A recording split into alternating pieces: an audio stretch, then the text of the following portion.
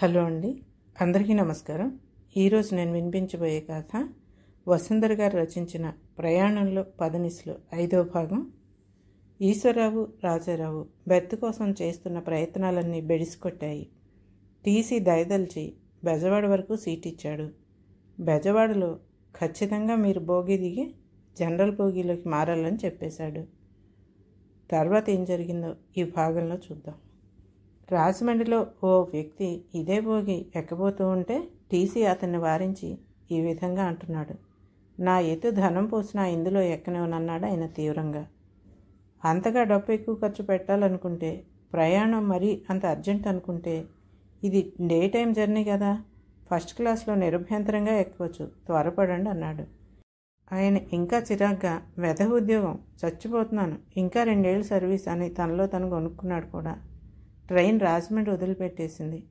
ఆ క్షణంలో ఈశ్వరరావు కూడా బొంబాయి బోగి మీద అన్ని ఆశలు వదులుకున్నాడు. జీవితంలో ఇలాంటి వాణ్ణి చూడలేదని అతను నెమ్మదిగా రాజారావు చెవిలో కొనిగాడు కూడా. టీసీ చార్టును పరిశీలించి ఏవో లెక్కలు వేస్తున్నాడు. మిత్రబృందంగా మారిన అక్కడ అసహాయులు తమ కబుర్లలో పడ్డారు. ఒకరి గురించి మరికొన్ని వివరాలు తెలుసుకుంటున్నారు. చౌదరికి బొంబాయి కొట్టిన పిండి అని విన్న బాలకృష్ణ, అక్కడ సూట్ కేసులు చాలా చౌకని విన్నాను, మోసం లేకుండా ఎక్కడ కొనుక్కోవచ్చో చెప్పగలరా అన్నాడు. బొంబాయిలో మోసం లేనిది ఎక్కడండి? 500 చెప్పిన సరుకు 50 రూపాయల నుంచి బేరం చేయొచ్చు. అయితే మనకు అనుభవం అవసరం కదా. ఒకడు 500 చెప్పి 60 రూపాయలకి ఇవ్వవచ్చు. బేరం చెప్పేవాడెవడో చెప్పని వాడెవడో, సరుకు నాణ్యత ఎలాంటిదో అన్నీ తెలియాలి అంటూ చౌదరి బొంబాయి గురించి తనకు తెలిసిన వివరాలు మొదలుపెట్టాడు. ఒక మార్కెట్లో ఒకడు హెచ్చుధర చెప్పి అన్నదానికి 1 పైసా కూడా తగ్గలేదట. వాడి సరుకు తప్పక నాణ్యమైనదై ఉండాలని అందరూ వారి దగ్గరే అన్నీ కొనేశారట. అయితే అదంతా చచ్చు క్వాలిటీ సరుకట. ఇలాంటి ఉదాహరణలు వినేసరికి బాలకృష్ణ భయపడిపోయి, బొంబాయిలో ఏమీ కొనలేండి అనేశాడు. చౌదరి అతని భుజం తట్టి ఓదార్చి, కంగారు పడకండి, మీ వాళ్ళు ఉన్నారంటున్నారు కదా, కూడా తీసుకెళ్ళండి అన్నాడు. బాలకృష్ణ టోకున చాలా సరుకు కొని బొంబాయి నుంచి తేవాలని చాలా ఉబలాటంగా ఉంది. అతను చౌదరిని అడిగి కొన్ని స్థలాల పేర్లు నోట్ చేసుకున్నాడు. ట్రైన్ నిడదవోలు స్టేషన్లో ఆగింది. రాజారావు ప్లాట్ఫారం కేసి చూస్తున్నాడు. అక్కడ చక్కని అరిటాకులో కట్టిన దోశలు దొరుకుతాయి. వేడిగా ఉండకపోయినా ప్లాట్ఫారం మీద అటువంటి టిఫిన్ దొరకటమే అభ్రం కదా. ఈశ్వరరావు కంపార్ట్మెంట్ దిగుతూ, నేను బండి ఎక్కకపోతే కంగారు పడకండి, సికింద్రాబాద్ బోగీలో ప్రయత్నాలు చేస్తున్నాను అనుకోండి అని రాజారావుకు చెప్పాడు. అతన్ని అనుసరిస్తూ చౌదరి, బాలకృష్ణ కూడా దిగారు.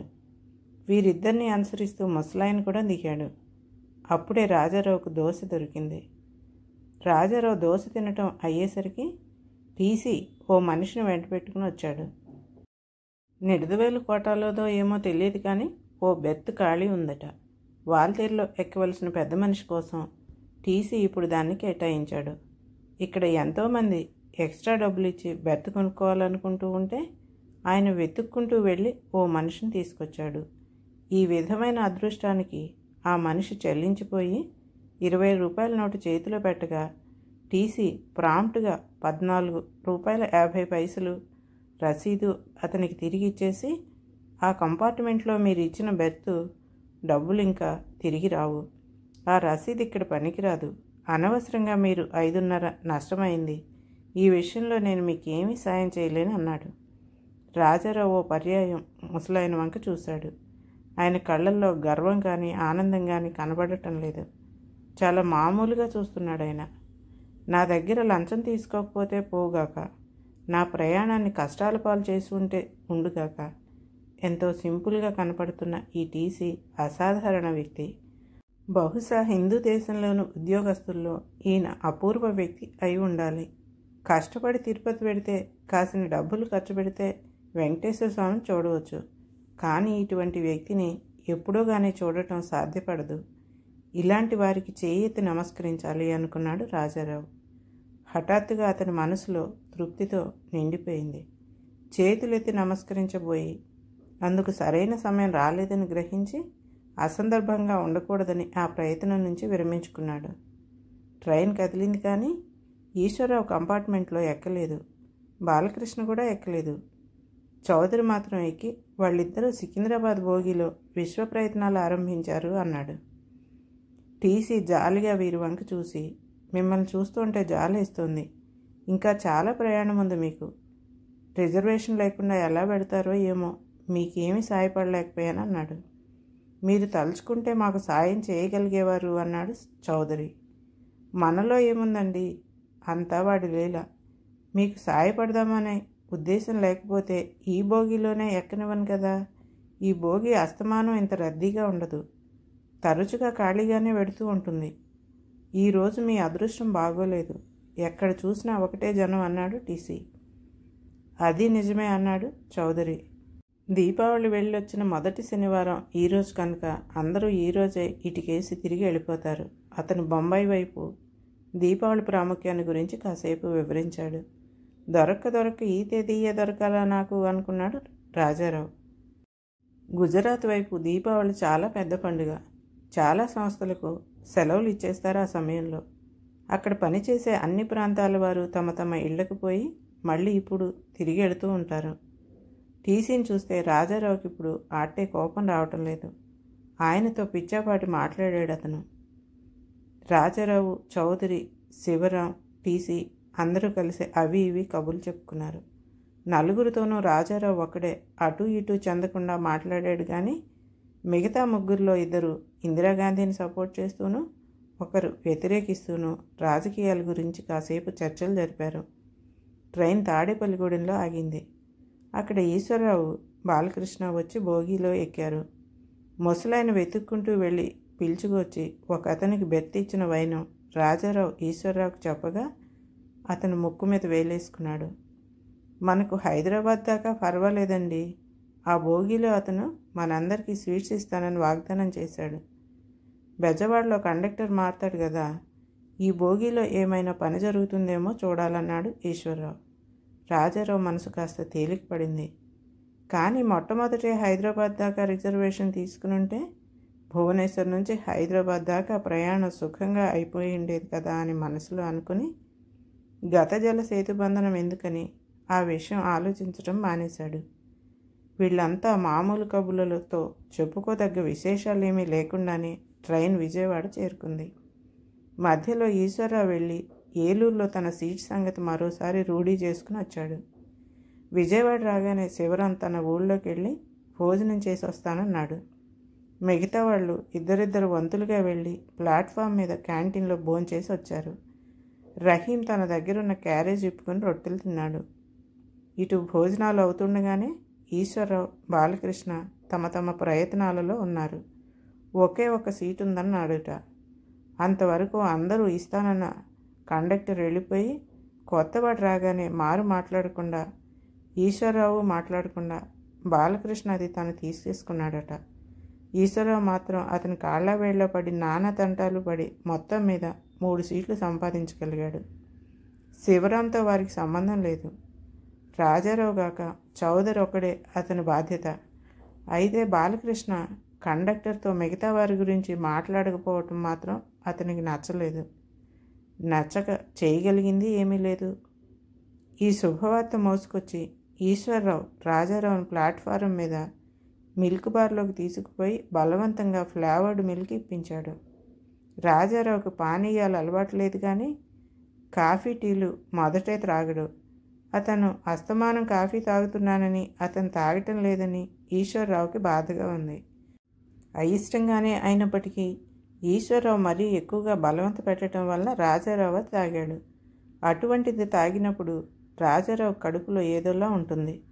ఒకసారి తను అనుకోకుండా ఈ ఫ్లేవర్డ్ మిల్క్ తాగానని, అప్పటి నుంచి ఇష్టపడటం మొదలెట్టానని ఈశ్వరరావు చెప్పటం వల్ల రాజారావు కూడా దానిని మెచ్చుకున్నాడు.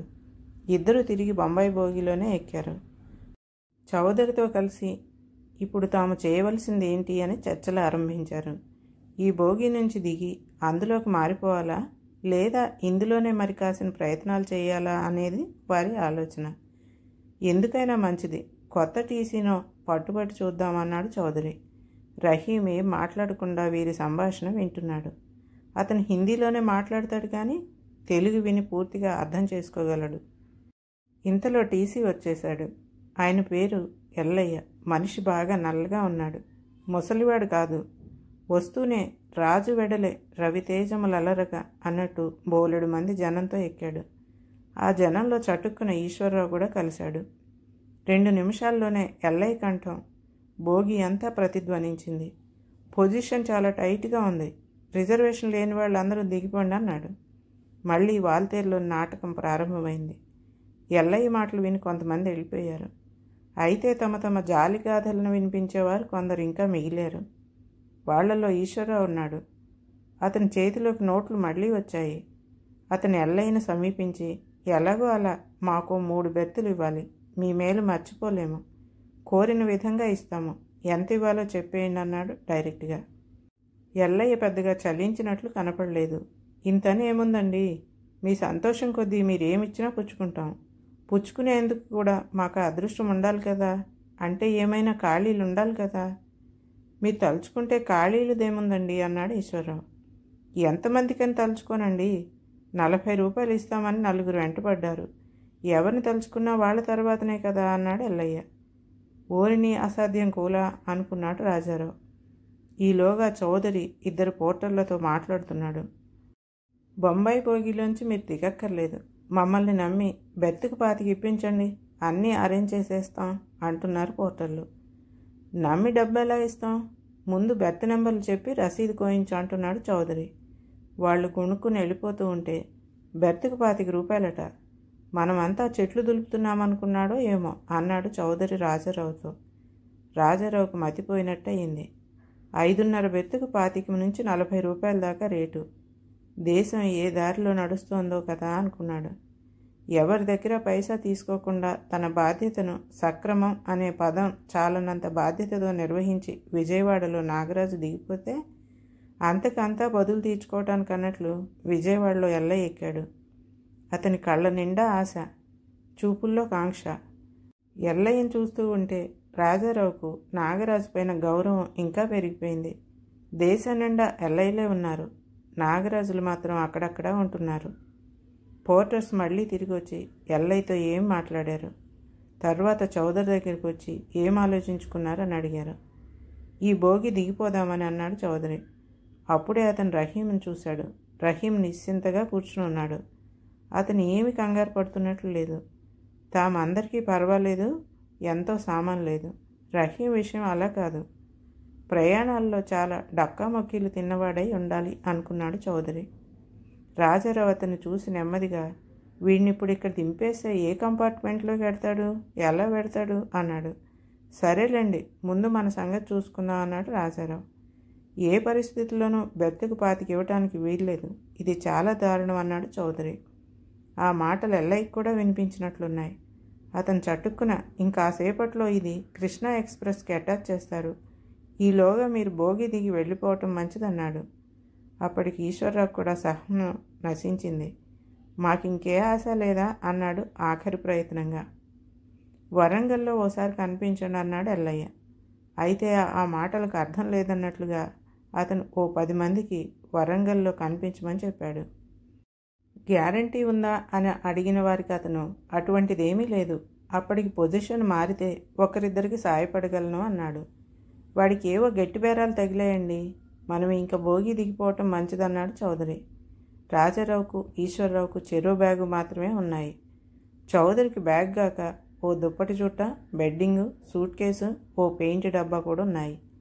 కూలీ అవసరం లేకుండా ముగ్గురు అంచెలంచెల మీద సామాన్ చేరవేసేశారు. ఆ కంపార్ట్మెంట్లో సెటిల్ కావటానికి వారికి 5 నిమిషాలు పట్టింది. ఈశ్వరరావు మాత్రం అన్నీ చేరవేశాక తను మరో పర్యాయం బొంబాయి భోగిలోకి వెళ్ళి ప్రయత్నాలు చేసి వస్తానన్నాడు. అనవసరం అన్నాడు చౌదరి.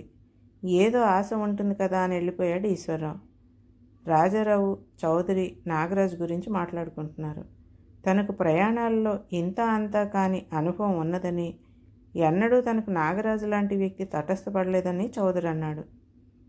బెర్త్ దొరకపోవచ్చు కానీ అలాంటి మనిషిని చూసినందుకు నాకు చాలా సంతోషంగా ఉందన్నాడు రాజారావు. ఇండియాలో ఇలాంటి వారు ఉన్నందుకు గర్వపడొచ్చునన్నాడు చౌదరి. రాజారావు అప్పుడు తను చందమామలో చదివిన ఆకాశానికి గుంజలు అనే కథ చౌదరికి చెప్పాడు.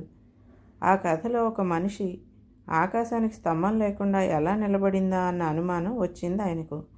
అతని గురువు అతనికి, నువ్వు ప్రతి ఇంటికి వెళ్ళి నానా దుర్భాషలు ఆడి అన్నం పెట్టమని అడుగు, తర్వాత ఏం జరుగుతుందో చూడని చెప్పాడు.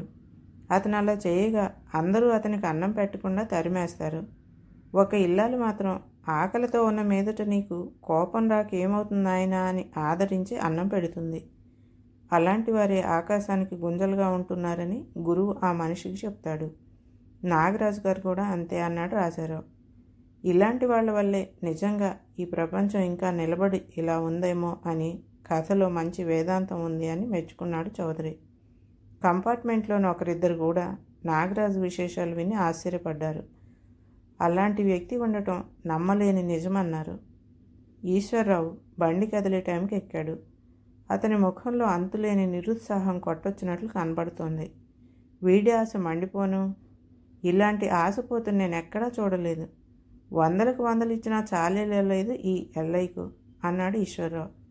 మిగతా ఇద్దరు అతని వివరాలు అడగలేదు. జరిగినది ఊహించటం వారికి కష్టం కాదు.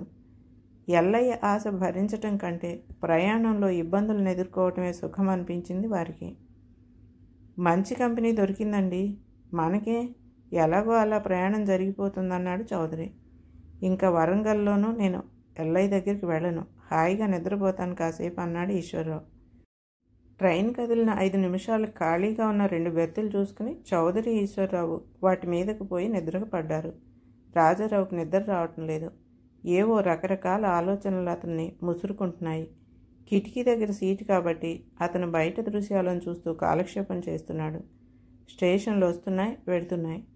ఈస్ట్ కోస్ట్తో పోలిస్తే కృష్ణా ఎక్స్ప్రెస్ వేగం ఎక్కువేనని అనుకోవాలి. ట్రైన్లో కూర్చున్న వాళ్ళ వేగాన్ని ఫీల్ అవుతారు. ప్రయాణంలో పదనిసలు 5వ భాగం పూర్తయింది. ఈ భాగం కనుక మీకు నచ్చితే లైక్ చేయండి, షేర్ చేయండి మరియు సబ్స్క్రైబ్ కూడా చేయండి.